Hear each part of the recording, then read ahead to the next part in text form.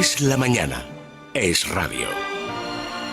Pues son las 11 y 8 minutos, las 18 minutos en las Islas Canarias y seguimos con la sintonía de Es la Mañana de Federico Jiménez de los Santos, en este caso en la compañía de don César Vidal. César, buenos días. Muy buenos días. Y de don Jorge Alcalde. Jorge, buenos días. Muy buenos días. Tenemos que hablar de preguntas a la historia, las preguntas que le formulan los oyentes a nuestros expertos bien relacionados con la historia o preguntas de ciencia, también de ámbito histórico, que son las que le formulan a Jorge Alcalde. Les voy a recordar la dirección de correo electrónico a la que pueden mandar sus cuestiones. Son historia@eslamanana.com, historia@eslamanana.com, y también un número de teléfono que es el de nuestro contestador, el 914090503, 914090503. Ahí recogemos todas estas preguntas y en concreto las preguntas que se relacionen con la ciencia. Si son seleccionadas, las contesta Jorge en este programa, tienen un premio, una suscripción a la revista Quo durante un año, así que gratuitamente. Tienen muchas razones para formular las preguntas. Primero, que se las contesten nuestros expertos, y segundo, pues que si encima se pueden llevar un premio, mucho mejor. Empezamos, si os parece, por las preguntas de historia, como solemos hacer normalmente, César. En este caso nos manda una pregunta Inmaculada Gómez, que nos escribe desde Molina de Segura, y dice así: me gustaría saber por qué no pudo reinar Juana la Beltraneja cuando su padre Enrique IV le dejó el trono después de arrepentirse o después de corregir lo que había dictado en un principio cuando se creía que no era hija suya.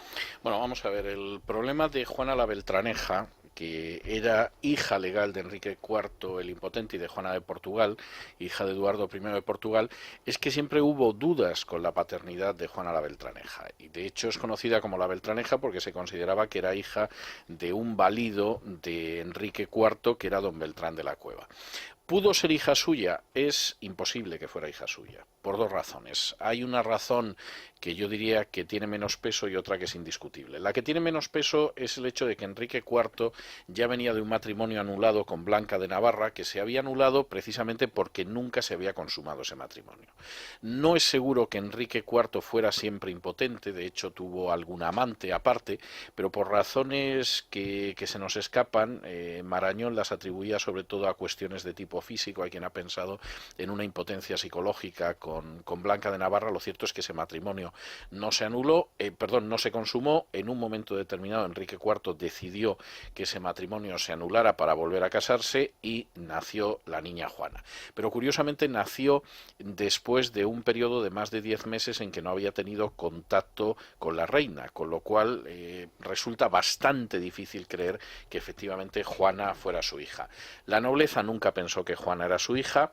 El propio rey Enrique IV afirmó que no era su hija y dejó como heredera a Isabel la Católica, la que luego sería Isabel la Católica, y curiosamente eso es algo que de manera bastante natural, puesto que la princesa Juana se casó con el rey de Portugal, pues el rey de Portugal en un momento determinado consideró que podía apoderarse de Castilla, invadió Castilla y se produjo una guerra en la que acabaron ganando los reyes católicos y perdió tanto Juana como su marido, el rey de Portugal, convirtiéndose al final simplemente pues en su excelencia de Portugal. Hay una cuestión que menciona esta oyente que a mí me parece importante, y es la tesis que han sostenido algunos autores de que efectivamente Enrique IV en un momento determinado se volvió atrás de sus propias decisiones y sí proclamó que Juana era hija suya. Pero esto documentalmente nunca se ha podido probar. Es decir, no existe una probanza indudable de que en algún momento de su vida diera marcha atrás. Y lo que sí sabemos es, primero, que había un matrimonio anulado porque no se consumó, que es prácticamente imposible en un 100% que hubiera podido dejar embarazada a la reina, que ésta tenía devaneos con distintos caballeros de la corte y que además él mismo declaró que la hija no era hija suya. Yo creo que en este sentido, más allá de las novelas que pueden ser muy entretenidas, pues realmente Juana la Beltraneja no era hija del rey, no merecía reinar y por si faltaba poco perdió la guerra. Y además queda ese apodo del impotente que es suficientemente significativo. Es bastante significativo, sí. Como para atestiguar que, por tanto, no era hija suya y, por tanto, queda contestada esta pregunta que nos hacía Inmaculada Gómez. Vamos con la segunda. Esta es de Rafa Martínez García, que nos pregunta: si el bando republicano hubiera ganado la guerra civil, ¿se habría mantenido la legalidad republicana o España se habría convertido en una república de corte soviético? Bueno, vamos a ver. seguramente ni una cosa ni la otra, pero entiendo más o menos por dónde va el oyente. Vamos a ver, la legalidad republicana, como mucho, llegó hasta el 17 de julio del 36. Y esto Esto no solamente por testimonio de los vencedores, sino de los mismos vencidos. Tagüeña menciona en uno de los libros de memorias más interesantes de la guerra, Tagüeña, que era del Partido Comunista y acabó siendo general del Ejército Popular de la República, que el 17 de julio se proclamó la Tercera República desde el momento en que se produjo un alzamiento, y en el otro lado ya la revolución fue incontenible. La revolución realmente había empezado ya en febrero del 36 con la victoria del Frente Popular, pero no cabe la menor duda de que a partir del estallido de la guerra esa revolución fue absolutamente innegable, y la Segunda República, que se había conocido más o menos respetada, más o menos violada su legalidad en varias ocasiones, como en octubre del 34, lo cierto es que desapareció. Lo que aparece a partir de entonces, lo que se produce es un proceso que no hubiera acabado en una república de corte soviético, pero sí hubiera acabado en una república como lo que luego se denominaron las democracias populares, es decir, los regímenes que se implantaron en Hungría, en Polonia, en Checoslovaquia, los países del este después de la Segunda Guerra Mundial. Es decir, regímenes en los que en un momento determinado el Partido Comunista, con un respaldo del Kremlin, daba un golpe de Estado y implantaba una dictadura comunista con diversos matices, pero lo que había era una dictadura comunista, no siempre de partido único y a veces sí de partido único. De hecho, el régimen ya experimentó en la zona del Frente Popular una mutación con la implantación de las checas y el hecho de que estas checas además se convirtieran en oficiales, cuando se crea un mecanismo precisamente institucional en ese sentido. El Partido Comunista fue adquiriendo el suficiente peso desde finales del 36 como para provocar la caída del gobierno en mayo del 37, cuando provocó la caída del gobierno de Largo Caballero y consiguió que fuera sustituido por otro socialista, y en fin, luego provocar la caída de Indalecio Prieto, y ya en vísperas de la batalla del Ebro controlar totalmente los servicios de inteligencia y el ejército. Y lo que sí sabemos, porque esto se ha publicado recientemente después de la caída de la Unión Soviética y de la apertura de los archivos, es que efectivamente los planes de Negrín, socialista, pero muy controlado por la Unión Soviética y muy incensado por alguno, era implantar una dictadura, y una dictadura que se parecía mucho a esa República Popular. Yo tengo delante un documento, que además fui el primero que lo tradujo y lo publicó en español, en mi libro de Checas de Madrid, que es un informe que Marchenka envió a Voroshilov el 10 de diciembre de 1938, después de una reunión que él mantiene con Negrín. Voroshilov era la mano derecha de Stalin en esos momentos y le comenta lo que va a hacer en España. El nombre del informe es sobre la creación de un frente nacional de todos los españoles. Y entonces, dice, Negrín me dijo que había estado hablando con Díaz y Uribe, del Partido Comunista, sobre el asunto de la creación de un frente nacional unido que concibe como una forma distinta de nuevo partido. Entonces le señala que como el Partido Socialista se resiste a ser absorbido por el Partido Comunista, algo que pasaría, por ejemplo, en algunos de estos países, lo que hay que hacer es crear un nuevo partido. Y entonces Marchenko dice, los partidos republicanos que ahora existen carecen de futuro. Lo que se precisa, por lo tanto, es una organización que unifique lo mejor de cada uno de los partidos y organizaciones y sirva de apoyo fundamental para el gobierno. Se podría denominar Frente Nacional o Frente o Unión Española. El Partido Comunista debería ofrecer colaboradores a esa nueva organización, pero al principio no de entre sus dirigentes. Sería más conveniente utilizar a gente poco conocida. La dirección del trabajo de organización y de propaganda del nuevo partido debería quedar en manos de los comunistas. No cabe un regreso al viejo parlamentarismo. Sería imposible permitir el libre juego de los partidos tal como existían antes, ya que en ese caso la derecha podría conseguir nuevamente llegar al poder. Es decir, el plan de la Unión Soviética, que aprobaba por supuesto Negrín, era un partido único en el que más o menos se pudiera integrar gente que venía de otros partidos y que estuviera controlado en la sombra por el Partido Comunista. Esto se hizo en Rumanía, en Hungría, en Checoslovaquia, etcétera. Quizá hubieran podido existir otros partidos, pero como dice aquí, sin permitir el libre juego, que era lo mismo que pasaba en Polonia, que había pequeños partidos que tenían algunos diputados, pero que nunca podían ganar unas elecciones, porque siempre las ganaba el Partido Comunista, y esto hubiera sido una democracia popular en caso de que hubiera ganado la guerra el Frente Popular. La pregunta que surge entonces es qué hubiera pasado después. Es decir, en una Europa donde España hubiera tenido un gobierno que apoyaba a Stalin, seguramente se hubiera producido una invasión de España por Hitler. Y seguramente en el proceso de liberación posterior protagonizado por los angloamericanos, España no hubiera podido tener un gobierno comunista, como no fue posible tenerlo en Italia o en Francia, a pesar de la fortaleza del Partido Comunista, pues simplemente porque Estados Unidos no lo hubiera permitido. Entonces es muy difícil especular. La respuesta es que la legalidad republicana había desaparecido y no hubiera vuelto a implantarse, que efectivamente una victoria del Frente Popular hubiera significado una dictadura popular como las que se produjo en la Europa del Este, pero que no sabemos lo que hubiera podido durar una cosa así. César, nos da tiempo a una preguntita pregunta, sí. más, una tercera pregunta, que en este caso nos la formula Julio García, que nos pregunta acerca de los procesamientos y ejecuciones tanto de John Cook como de Carlos I de Inglaterra. Dice, ¿fueron acorde a derecho o fueron meras expresiones del poder político establecido revestidas de una legalidad simulada? Bueno, este es un caso, tengo que decir que no solo histórica, sino jurídicamente muy interesante. Yo le dedicaba hace unos meses la página de historia que escribo todos los domingos para La Razón, la dedicaba a este tema, porque era además, es un tema enormemente interesante. Cuando Carlos I de Inglaterra es derrotado por Cromwell y los puritanos, que son las fuerzas parlamentarias, inmediatamente lo que se plantea es si hay que juzgar a Carlos I o no. Es decir, si efectivamente el Parlamento tiene derecho a juzgar al monarca, cosa que evidentemente parecía absolutamente inverosímil. Había alguna persona que había escrito sobre la posibilidad del tiranicidio, pero que se procesara un monarca, se le condenara y se le ejecutara era implanteable. Y Cromwell encomienda entonces la causa a un abogado no muy conocido, pero sí muy bueno, que se llamaba John Cook. En el sentido de que efectivamente Carlos de Inglaterra tiene que ser juzgado porque ha combatido a su propio pueblo, pero esto se tiene que sustanciar jurídicamente. Y la construcción que hace John Cook es tan extraordinaria que la vuelven a retomar los aliados en 1946 durante los procesos de Nuremberg.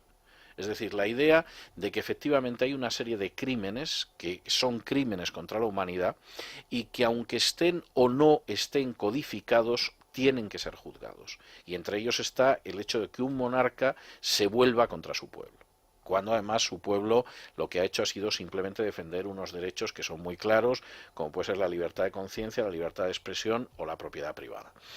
El proceso es un proceso en el que John Cook actúa como fiscal, en el que se condena a Carlos I y en el que se decapita a Carlos I. Yo creo que sí fue un proceso legal, creo que jurídicamente estaba muy bien sustentado y creo que además se adelantó en 3 siglos a todo el razonamiento jurídico del proceso de Nuremberg, que es algo, por cierto, que ha provocado estudios muy recientes en esa misma dirección. Ya más discutible fue lo que pasó luego con John Cook, porque evidentemente Cromwell muere, se produce una restauración, el hijo de Carlos I regresa a Inglaterra y entonces Carlos II se dedica a ejecutar a todos los que se habían enfrentado con su padre, incluido John Cook. Y aquí evidentemente sí que hubo una mera expresión del poder político establecido y una venganza pura y simple, ¿no? Pero insisto mucho en esto. Cook fue un adelantado y fue tan adelantado que incluso la propia doctrina de Cook no fue asimilada, por ejemplo, durante la paz de Westfalia de 1648 y hubo que esperar a Nuremberg. Pero yo creo que estaba muy bien fundamentado y posiblemente en términos jurídico-histórico-políticos es de lo más interesante y más sugestivo que se ha producido. Pues contestada queda esta pregunta a Julio García. Ahora sí tenemos que hacer una pequeñísima pausa, pero tengo que recordarles de nuevo que está a la venta en la tienda de Libertad Digital este recopilatorio que tengo en mi mano. Es Navidad, un recopilatorio con las mejores canciones de esta época del año, y me gusta mucho la parte internacional de este disco porque hay muchas canciones en inglés, que no solo tenemos villancicos españoles populares, sino que también hay otras versiones como la que escuchamos ahora, que es la de Mariah Carey, que además leí en internet que es la canción que más se ha escuchado a lo largo desde que se salió a la venta, desde que se publicó, es la que más se repite en estas fechas, al menos en Estados Unidos, la de Mariah Carey. Así que ya saben cuál es el número de teléfono, es el 915671876, 915671876. Ahí está disponible este recopilatorio y todas las muchas buenas ofertas que hay en la tienda de Libertad Digital. Y nosotros ahora hacemos una pausita, pero volvemos enseguida.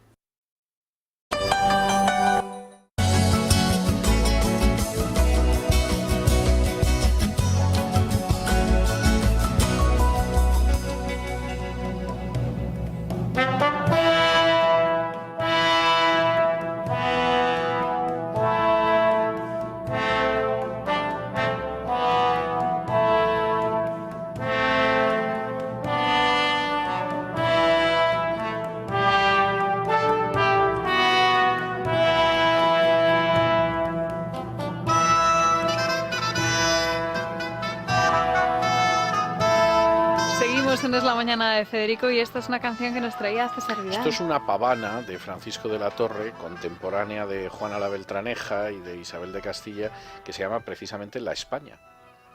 Y además yo creo que es bastante interesante porque es de estas pavanas que, bueno, estas composiciones que igual que en Italia muchas veces se escribían en español, en España muchas veces se escribía en toscano, como se decía en aquel entonces, que es el padre del italiano moderno, porque verdaderamente la cercanía era inmensa, primero por lo que había sido la expansión de la corona aragonesa y luego lo sería de la corona española, que estuvo durante más de 2 siglos en todo el sur de Italia, pues desde Nápoles hacia abajo, incluida la isla de Sicilia. Y por cierto, con consecuencias muy peculiares. Por ejemplo, que en Nápoles se hable un napolitano muy impregnado de español y donde incluso hay verbos que están tomados del español y no del italiano normal, en el italiano que se habla en Nápoles, ¿no? En vez de utilizar el verbo haber para tener, como utilizan los italianos en términos generales, sin embargo en Nápoles utilizan el tener para tener como los españoles. Y en fin, por citar simplemente alguna de esas variedades, ¿no? Bueno, pues esto es cuando la España tenía un título en italiano, escrito como en italiano, y lo escribió un español que se llamaba Francisco de la Torre, y pasaban las mismas cosas al otro lado, ¿no? Con ese líquido escrito, ¿no? La España con... Sí. Y sin ñ, por supuesto. Sacado del italiano. También nos traes un libro Sí, a vamos esta a ver, mesa. yo creo que hay un par de libros, estábamos hablando de cómo efectivamente se produce un auge del Partido Comunista que va desplazando al Partido Socialista y que acaba apoderándose de todo el Frente Popular, pues más de un año antes de que acabe la guerra. Eso se puede seguir, yo diría que con bastante claridad, en la guerra que ganó Franco, donde se ve esa conquista del aparato republicano por el PC, incluyendo las fuerzas de seguridad y, por supuesto, el Ejército Popular de la República. El ejército de la Batalla del Ebro ya es un ejército rojo en un sentido literal, sus mandos son mandos comunistas. Y mencionaba antes Checas de Madrid, donde aparece recogido este documento de Marchenka que leía antes y donde se habla de que, bueno, de que el destino en absoluto es la democracia ni la restauración de la legalidad de la Segunda República ni cosa parecida, ¿no? Sino una dictadura que de alguna manera garantice que va a seguir en el poder Negrín y un nuevo partido, puesto que el Partido Socialista, sobre todo el sector de Largo Caballero, que fue apartado del poder por los comunistas en mayo del 37, pues es bastante reticente a dejarse fusionar. Pero tengo que decir que esa fusión sí se dio en otros países, por ejemplo en Checoslovaquia, en Hungría, donde el Partido Comunista acabó fagocitando a los partidos socialistas nacionales después de la victoria soviética en la Segunda Guerra Mundial. Pues César, me apunto las referencias de este libro y voy a aprovechar para recomendar otro libro que es El Guerrero y el Sufí, que está disponible en las librerías. Gracias, sí, que estuvimos firmando este sábado.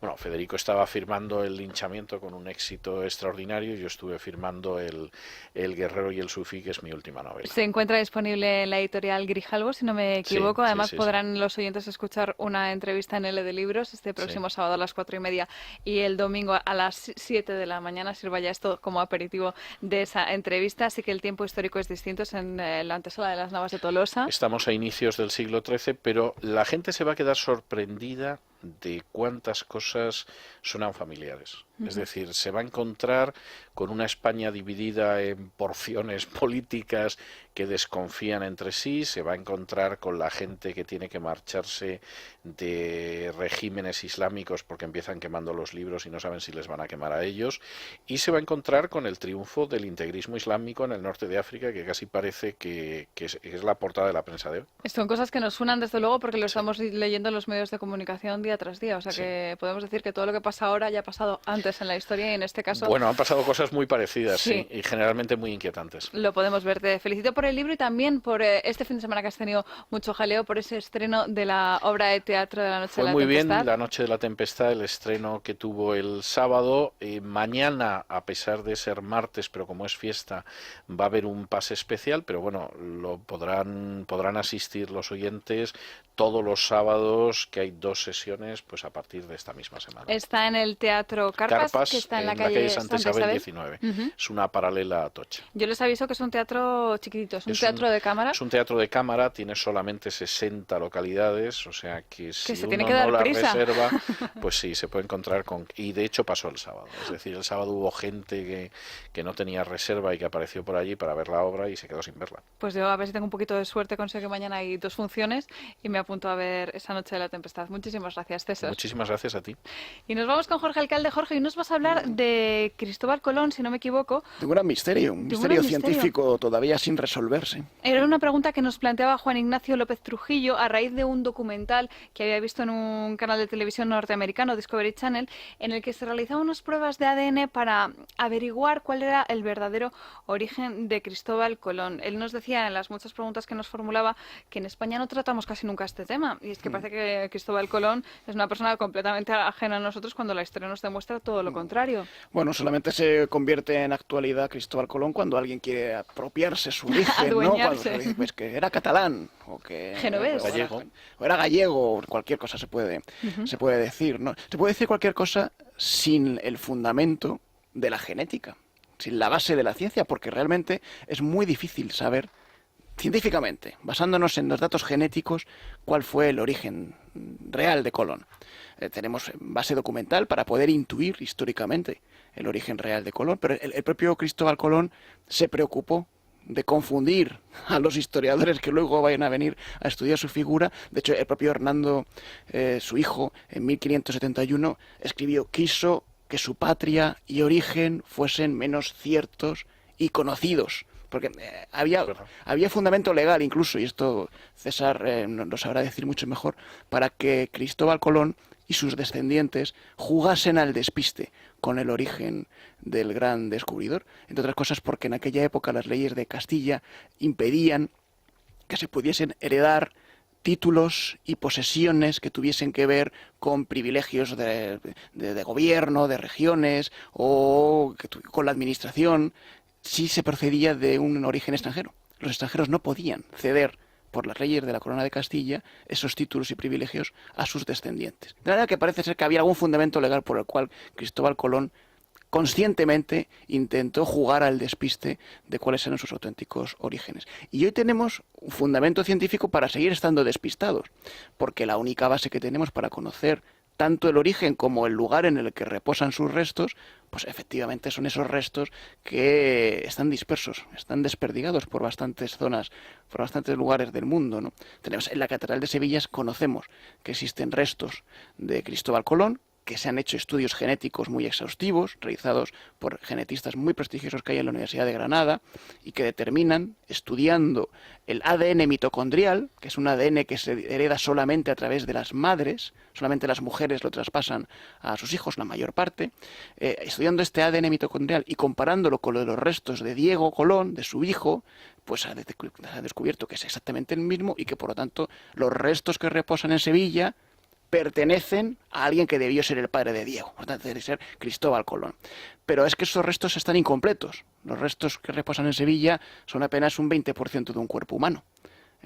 Nos queda un 80% de Cristóbal Colón, que anda por ahí desperdigado. Sabemos dónde puede estar. Cristóbal Colón murió en Valladolid, después de haber seguido a la corte intentando arreglar posiblemente sus asuntos de administración de su hacienda y de sus herencias, y un ataque de gota parece ser lo postró y terminó matándolo en Valladolid. Allí fue enterrado en primer lugar, pero en su testamento había pedido ser enterrado en la Española, en Santo Domingo. Y efectivamente se trasladaron allí sus restos posteriormente. Con las primeras revueltas ya en el siglo XVIII independentistas de Santo Domingo, aquellos restos fueron evacuados y reposaron durante un tiempo en La Habana, en la Catedral de La Habana, que en 1898, con la independencia de Cuba, pues esos restos volvieron a ser traídos a España y quedaron en la Catedral de Sevilla. El problema es que durante todo este trasiego fueron quedándose restos de Cristóbal Colón y no ha habido capacidad material de compararlos genéticamente, porque para comparar genéticamente los restos de un ser humano hace falta mucha cantidad. Los restos que reposan en Sevilla están mezclados además con arcillas, con plomo de diferentes cajas, de cofres en los que han ido pasando. Es muy difícil extraer suficiente material genético para realizar investigaciones exhaustivas. De manera que la ciencia tiene la certeza de que algunos de los restos son de Colón, pero no puede dar certeza absoluta de que los demás son también procedentes del mismo cadáver, del mismo cuerpo. Así, el misterio parece ser que, como quería el propio Colón mantenerlo en secreto, sigue siendo un misterio. Otra cosa es el estudio de su origen. ¿de dónde procede Cristóbal Colón? ¿Era genovés? ¿Era catalán? Como algunas teorías basadas en supuestas exégesis de sus textos han manifestado. Bueno, se ha estudiado también, pero dentro de las limitaciones que supone el tener tan poco material genético. Por ejemplo, hace muy poco se realizó un estudio con 225 muestras genéticas de personas que viven hoy en día, que tienen el apellido Colom, Colón o Colombo, y que procedían de diferentes lugares, de Cataluña, del sur de Francia, de Mallorca, de Valencia y de Italia. En concreto de Italia procedían de Lombardía y de Piamonte. Y en ninguno de estos casos se pudo establecer una conexión genética definitiva para determinar cuál era la procedencia de los restos que están en Sevilla. Es decir, no hay ninguna conexión genética definitiva entre estas personas que se estudiaron, que hoy tienen los genes que originalmente debieron ser de Génova, o de Cataluña, o de Mallorca, o del sur de Francia, y los restos que están en Sevilla. Que no procedía de ninguno de esos sitios. Eso, quiero decir, sin análisis genético, claro, era bastante claro. Lo que sí es cierto es que ya sabes que ha habido muchas reivindicaciones al respecto de todos estos lugares, y la ciencia trató de saldar algunas de estas reivindicaciones. Bueno, pues una vez más sigue siendo un misterio. ¿Por qué? Porque lo que estudian los científicos en estos casos es una cosa que es muy técnica, pero es fácil de entender, que se llama diferencias de nucleótido sencillo, o polimorfismos de nucleótido sencillo. ¿Esto qué quiere decir? Bueno, el ADN, todos sabemos que está formado por una serie de letritas, se llaman nucleótidos, A, G, C, T, adenina, guanina, citosina y timina, pues son como las letras que forman el ADN, que se organizan en una sucesión de letras que generan el código de la vida, el código para que luego seamos como somos. Nuestro ADN, el de todos los seres humanos, es idéntico, salvo en algunas pequeñitas diferencias, que son estos polimorfismos que dicen los científicos. Voy a poner un ejemplo que yo creo que lo clarifica bastante. Si nosotros copiamos la frase del Quijote en un lugar de La Mancha, a mano, podemos cometer un error. Podemos poner en un lugar de Le Mancha. Bueno, realmente esto no cambia el sentido del texto. Sabemos que ha sido una errata y podemos entender que quiere decir lo mismo. No hay una especie diferente. Si el error lo cometemos en otro lugar, por ejemplo, en un lagar de La Mancha, aquí ya hemos cambiado el sentido del texto. Ya lugar y lagar son dos palabras diferentes. Tenemos una especie distinta. Lo mismo ocurre con la naturaleza. Cuando estas pequeñas diferencias no generan un cambio en el sentido del texto, pues son pequeñas diferencias que tenemos pues todos los que estamos en esta mesa. Nuestro ADN, aunque es casi al 100% idéntico, tiene algunas pequeñas diferencias. Si se cambia el sentido del texto, ya pasamos de ser chimpancé a ser humano. Hemos cambiado la especie radicalmente, ¿no? Bueno, pues estas pequeñas diferencias nos permiten saber cuál es el origen geográfico o de familia o de casta o de tribu de un ser humano. Y es lo que buscan precisamente si los restos de Colón en Sevilla tiene algún polimorfismo de estos exclusivo de aquellos o de algunas personas que tengan el apellido Colón hoy en día, o el apellido Colombo hoy en día, o Colom, y establece de esa manera si el origen fue genovés, fue catalán o de dónde fue. Pues insisto, con los restos que hay en Sevilla, que son muy pocos, que solo pertenecen a un porcentaje muy pequeñito de un cuerpo humano, es imposible establecer esta conexión. De manera que el misterio que posiblemente Colón quiso hacer conscientemente y que su hijo Hernando glosó en 1571 sigue sin resolver y consiguió su objetivo de que todavía no sepamos. Podemos intuir por los testimonios y por la historiografía, pero científicamente no podremos saber posiblemente nunca cuál fue el origen genético de Cristóbal Colón. Tanto es así que Juan Ignacio López Trujillo nos contaba que en este documental que había visto en Discovery Channel jugaban con esa ambigüedad y al final llegaban a la conclusión de que no se podía decir y por tanto puede haber otro y otros documentales y por eso juegan con esta especie de leyenda sobre Cristóbal Colón, sobre su origen, que por otro lado le sirve para que cada uno se lo apropie, para que todo el mundo diga, pues es que era genovés, era español. La ciencia no puede llegar más allá. La historia, los historiadores, la historiografía, puede intentar documentarlo hasta donde llega, pero hay cosas que ya no se pueden documentar más. Y luego está efectivamente ese fenómeno de apropiación, de intentar decir, pues Colón era judío y vamos a intentar demostrar genéticamente si era judío. Bueno, pues posiblemente pudo tener algún origen en alguna familia judía, sí, pero científicamente no se puede saber. No se puede saber, no. Porque no existe ningún gen de los judíos. O sea, realmente el ser judío no es una cuestión que vayan los genes, ¿no? Eso es lógico. Pero algunos científicos, algunos que pasan por ser eminentes e historiadores, que han propuesto, vamos a estudiar genéticamente el origen judío de Colón, cuando es una barbaridad científica hacer ese estudio, ¿no? Bueno, pues este oyente, Juan Ignacio López Trujillo, se lleva esta suscripción a la revista Cubo por esta pregunta formulada. Y ya saben que preguntas como estas pueden encontrar respuesta en las páginas de esa revista, que pueden adquirir en sus kioscos y también a través de la edición online, si no me equivoco. En cubo.es. www.cubo.es. Recordábamos la novela de César, la del Guerrero y el Sufi, que está disponible en Grijalbo, y también quiero recordar la tuya, Jorge, La Noche del Rey, que está disponible en Temas de Hoy. Un regalo perfecto para estas Navidades, cualquiera de las dos, incluso las dos. Y si a esas le unimos este libro que tengo aquí, que es El linchamiento de Federico Jiménez Los Santos, pues razón de más para que los Reyes queden muy bien estas Navidades. En concreto, este libro está disponible en la tienda de Libertad Digital y además pueden adquirirlo con un 5% de descuento, así que ya saben que tienen que entrar en libertaddigital.com y acercarse a esta tienda. Jorge, César, muchísimas gracias a los dos, y nosotros hacemos una pausita y volvemos enseguida con Pedro Madera y una receta que nos tiene preparada.